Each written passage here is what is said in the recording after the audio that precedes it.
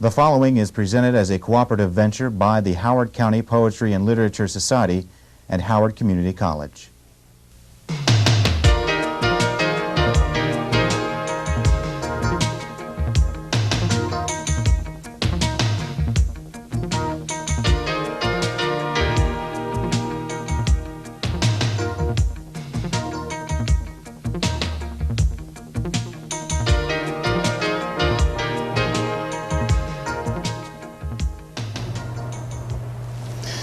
Linda, I suppose we have certain things in common. I know that we were around Radcliffe and Harvard at the same time. And then we have both taken to writing poems since then. Maybe before then, but at any rate, more noticeably since then. And then we're both married poets with spouses and children. Does that exhaust our similarities? Well, we do each have a daughter who has taken to writing, which at least for me has made me start thinking about the life of a writer and the choice of such a life. I fell into it, but my daughter is thinking about actually choosing it. Yes, that's a big difference, isn't it? To resolve to be a writer and to figure out how life shall practically be organized in order for one to be a writer. I just fell into it too myself, and so I can't say that I made practical arrangements to write. I've just lived a life and been stubborn about going on writing, I suppose. Right. I love your poem about your daughter writing. I don't think I've ever tried that as a subject, but maybe you could read that. I haven't written an awful lot of daughter poems, but I'm glad to have written one poem about someone I'm as fond of as I am of my daughter. She was always writing short stories, poems too, but the short stories were what were distinguished from the start. And this poem you refer to, the one called The Writer, is about my daughter Ellen as she was back in her high school days. We were living in Portland, Connecticut, in an old Victorian ark of a house, and she had the best lighted room in the house, a second-floor bedroom that looked out on American linden and European linden. It was a nice place to write. Still, there was a lot of struggle and doubt about it for her at that stage, and that's in this poem. In her room at the prow of the house, where light breaks and the windows are tossed with linden, my daughter is writing a story. I pause in the stairwell, hearing from her shut door a commotion of typewriter keys like a chain hauled over a gunwale. Young as she is, the stuff of her life is a great cargo, and some of it heavy. I wish her a lucky passage. But now it is she who pauses, as if to reject my thought and its easy figure. A stillness greatens in which the whole house seems to be thinking. And then she is at it again with a bunched clamor of strokes, and again is silent. I remember the Dazed Starling, which was trapped in that very room 2 years ago. How we stole in, lifted a sash and retreated, not to affright it. And how for a sleepless hour through the crack of the door we watched the sleek, wild, dark and iridescent creature batter against the brilliance, drop like a glove to the hard floor or the desktop, and wait then, humped and bloody, for the wits to try it again. And how our spirits rose when, suddenly sure, it lifted off from a chair back, beating a smooth course for the right window and clearing the sill of the world. It is always a matter, my darling, of life or death, as I had forgotten. I wish what I wished you before, but harder. I remember that a critic in the New York Times lit into my last lines in that poem. He said that to say it is always a matter of life or death is a little bit flat, a little bit banal. And it was very odd that he should that he should be saucy about those particular lines, because I had felt so pleased with getting that close to the colloquial norm, you know. It seemed to me like straight talk rather than banality. But there's a fine line, isn't there, between the two? I'm not sure critics always see these fine lines, but I don't know. Have you got a daughter poem or a child poem? Well, I have many daughter poems. Perhaps I don't have one about my daughter as a writer, but I have one about the naming of my daughter, and I think the preoccupation of writers with naming might actually influence the children who are so named. And her name is Rachel, which literally means a ewe, a female sheep, and this poem is about the naming of Rachel. Rachel, we named you for the sake of the syllables and for the small boat that followed the Pequod gathering lost children of the sea. We named you for the dark-eyed girl who waited at the well while her lover worked 7 years and again 7.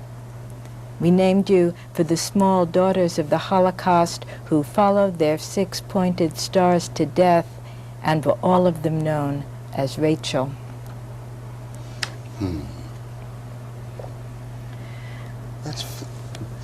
Your poems are very good, as they say, reading poems, very good reading aloud poems. They get straight across. I don't think I had heard that poem read, and I think I just swallowed it whole. Rachel, the name Rachel is always associated with grieving, isn't it?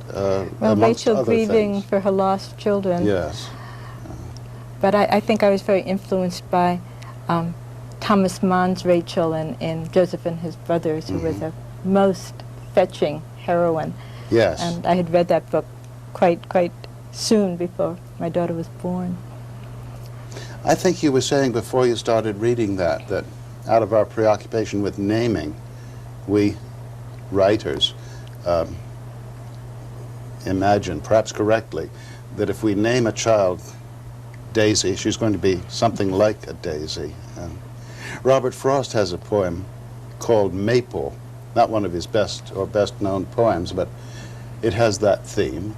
A girl is named Maple, and she grows up to be all the nice things that a maple tree is.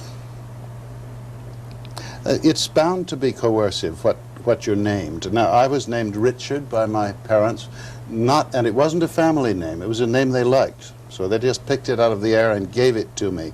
But of course, I had to think about it. I had to think whether I was really lion-hearted or not. I actually have a poem which I hadn't thought about reading, but will, about the subject of naming. And it's a poem that I wrote for a cousin named Susan, who changed her name to Shoshana. And the poem is called A Name. David means beloved. Peter is a rock. They named me Linda, which means beautiful in Spanish, a language I never learned. Even naked, we wear our names. In the end, we leave them behind, carved into desktops and gravestones, inscribed on the flyleaf of Bibles, where on another page God names the generations of Shem, Ham, and Japheth. Homer cast a spell with names, giving us the list of warriors and their ships I read my children to sleep by. There are as many names underfoot as leaves in October. They burn as briefly on the tongue, and their smoke could darken the morning sky to dusk. Remember the boy of 7 who wandered the Holocaust alone and lost not his life but his name, or the prince whose name was stolen with his kingdom. When I took my husband's name and fastened it to mine, I was as changed as a child when the priest sprinkles it with water and the name that saves it a place in heaven. My grandfather gave me a name in Hebrew I never heard, but it died with him. If I had taken that name, who would I be? And if he calls me now, how will I know to answer? Oh. Yes, it's bottomless, the question of names, what we feel about names. And some of the things we feel are pretty superstitious. And I feel that if I don't know that that's philodendron, I have less control over it. I assume it's philodendron. That somehow, if I have a thing by the name, I almost have it by the scruff of the neck. Perhaps that's why we write poems, in a sense, to get those things named and by the scruff of their necks. Yes, make things quiet down a little and organize themselves. But I certainly like that poem. What was the name? A friend of yours changed her name from Susan to Shoshana. I can't say it. Right, I couldn't say it either, and I would always. Is that a Hebrew name? It's a Hebrew name, Yes. and I would giggle when introducing her, and the poem was written sort of as an apology to her for. Some names take a little practice before you can say them. Shoshana is a little bit of a tongue twister or something like that. I stayed once for a couple of days, for about 3 days, with a poet in Finland whose name was Arvo Turtiainen. And it took me 3 days to be able to speak his name. And during the first 2 days he was a little irritated at me for not measuring up. I have at last come to say it. As you can see, I like to show off by saying it. Well, now, do I get to read a poem? Yes, absolutely. I think I'll read another family poem, since we started that way. One of my sons was just married 2 days ago, and I think I'd like to read the wedding toast which I wrote for the wedding of my eldest son 15 years ago. St. John tells how at Cana's wedding feast the water pots poured wine in such amount that by his sober count there were 100 gallons at the least. It made no earthly sense, unless to show how whatsoever love elects to bless brims to a sweet excess that can without depletion overflow. Which is to say that what love sees is true, that the world's fullness is not made but found. Life hungers to abound and pour its plenty out for such as you. Now, if your loves will lend an ear to mine, I toast you both, good son and dear new daughter. May you not lack for water, and may that water smack of Cana's wine. I sent that poem somewhere, perhaps to the New Yorker, somewhere that didn't print it. And it seems to me that the editor of whatever magazine initially rejected it said that the word depletion had been spoiled for a time because readers couldn't look at it without thinking of Texas and the oil depletion allowance. Of course, I wrote back and said we mustn't let words be spoiled, that we must always figure that we can redeem anything that has been used and misused however badly. Don't you feel that way about it, that we ought to write out of all the words that are in and out of the dictionary? Absolutely, and I get very angry when people tell me what I can and can't write about and what words to use, and they are doing it all the time. Not everything that you write has to be Linda. Not everything has to be beautiful and written in words like lagoon or cellar door or whatever people think are euphonious or pretty. Your poems are wonderfully musical, and you're one of the poets who, and there aren't many, who can use all the music of the traditional forms without ever making us feel that we're listening to something old-fashioned. Oh, well, bless you for saying that. If it's true, that's exactly what I would like, because the last thing I would want to seem is a sort of timid home sticker who's using old forms in a sort of antiquarian spirit. I don't want my poems to be a kind of aesthetic Williamsburg. I do have something I meant to ask you, which is, do you think which form you're going to use before you begin, or does each poem come to you more in terms of language and subject, and then find the form that's fitting? My guess is, now I know that you sometimes work in so-called forms, But and when sometimes not, Yeah. but I bet that we write in exactly the same way, even though perhaps a greater percentage of my poems come out metrical and rhymed. I certainly never say to myself, now let's write a sonnet, or wouldn't it be grand to try the ballade form? Nothing like that. I start talking in poems. I find some words that are interesting and that have a kind of rhythm, and they constitute a first line. And we know where to break, when to start another line. And after a while, a stanza appears, if it's going to appear. If it's a freer sort of poem, that won't happen. Sometimes I have found myself writing things like ballades and rondeaus, but only because those forms had gotten into my memory and my blood, so that I could as naturally blunder into writing a ballade as I could suddenly start whistling a waltz without knowing that that was what I was doing. I don't think any of this is good unless it's second nature. Well, it is quite different for me, really, since in the majority of cases I construct the form, which is what free verse really is. It's inventing a new form for each poem. Yes. But then occasionally I'll get taken over by a form, so that it's the form that's in my mind, and I'll have to find a poem to fit it rather than the other way around, which is quite strange. Last year I couldn't stop writing sonnets. I wrote 6 or 7 sonnets about the Garden of Eden, and nothing else would come except sonnets. But surely this wasn't, surely you weren't enamored of making some kind of repeated technical experiment. It must have been more like having a tune in your mind. It was like having a tune, right, right.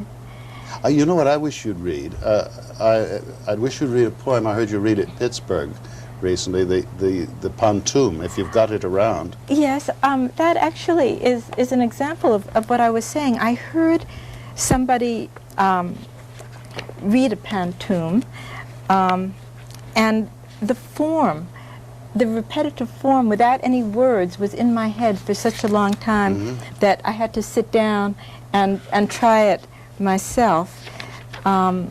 This is a form without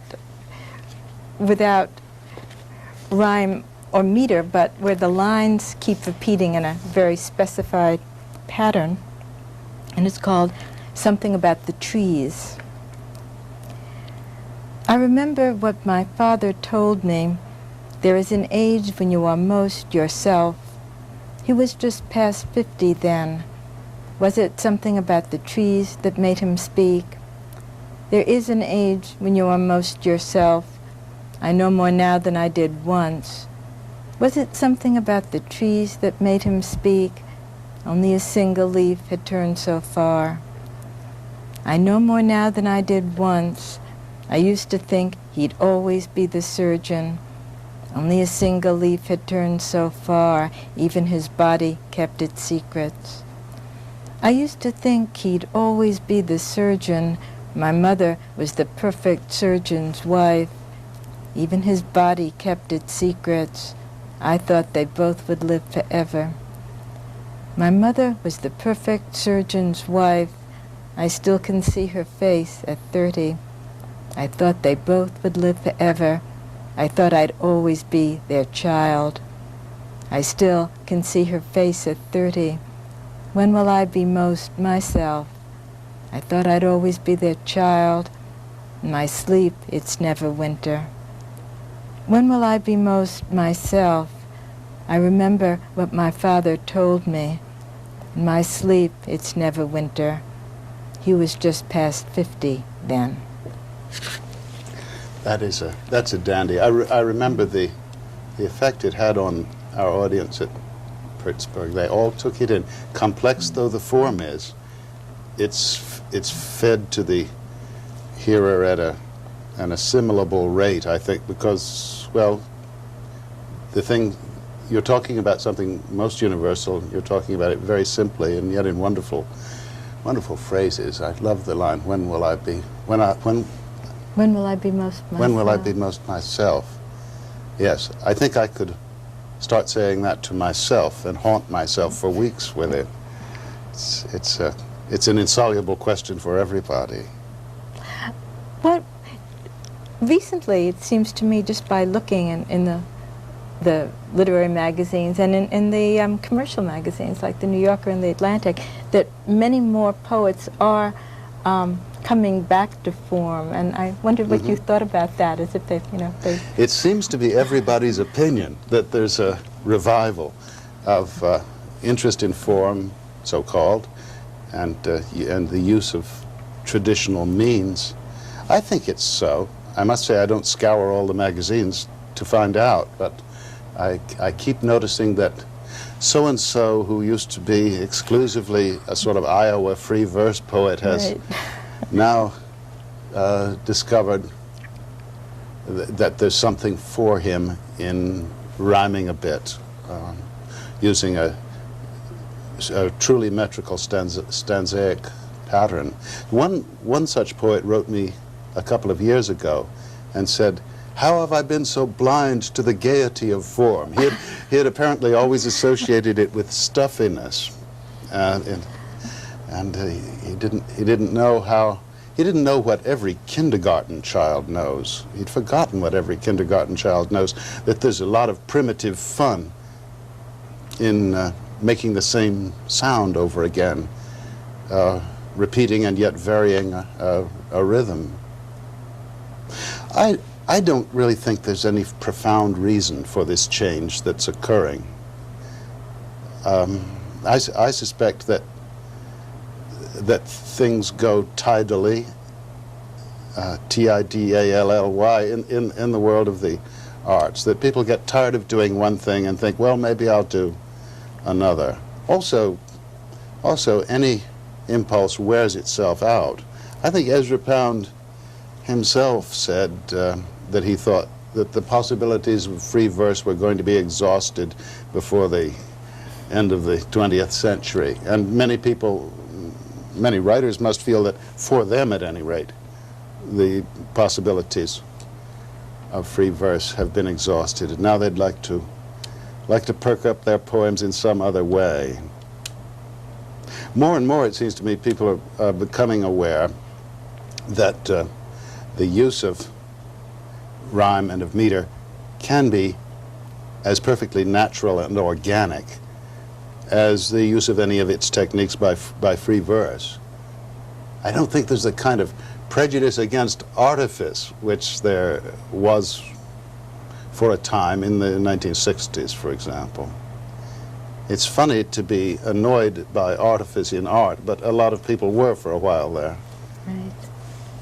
I know that people say that you're not allowed to write poems about writing, for example, and I seem to have a number of them scattered here and there. Do you have any on that subject, or have you avoided that? I think I have very few poems about writing. I have one poem about the Etruscan poets, because I visited some Etruscan tombs in Italy, and I began to be burdened by the thought of how it would be to have committed all of your best ideas, all of your best sounds and movements to a language now utterly dead. That's a little poem. Let me read that. To the Etruscan poets: dream fluently, still brothers, who when young took with your mother's milk the mother tongue, in which pure matrix, joining world and mind, you strove to leave some line of verse behind, like a fresh track across a field of snow, not reckoning that all could melt and go. I don't know. Do you think that's true about why poets write? Do they write something in order to leave something behind? I don't think it's certainly a conscious thing that makes one write. You know? No, it seems to me it's something that might cross your mind after you'd written 50 poems or so. You might say, how nice if one of these should be read 12 weeks from now or 12 years from now. But it surely isn't the primary urge of the poet. What I say about the motive of the Etruscans in that poem is really not their motive, but the way I'm thinking about them. I think one of the motives has to be the way one can make use of everything in the world around you. Nothing has to be wasted. I sometimes think of it as being thrifty. You know, everything can be finely used in a poem. You want to use it up, use up the world, and, That's right. and use up the language too. I know that there are certain words I've always wanted to use and I haven't gotten around to it yet, and it annoys me to find that I'm repeating some of the same words I've used before. I suppose it depends on how showily you use certain words. If you use words rather showily, sometimes you don't want to repeat a showy use of them. And remember Dick Eberhardt saying to me one time, you can't say monument again, you said that in such and such a poem. Right. Well, now, we're running out of time. Have you got a poem that you'd like to sort of close us out with, Linda? Well, let me see. Maybe I'll read my ethics poem as a final poem. This grew out of many years of ethics class. Mm-hmm. Oh, I think I've heard this one, Right. yes. In ethics class so many years ago, our teacher asked this question every fall. If there were a fire in a museum, which would you save?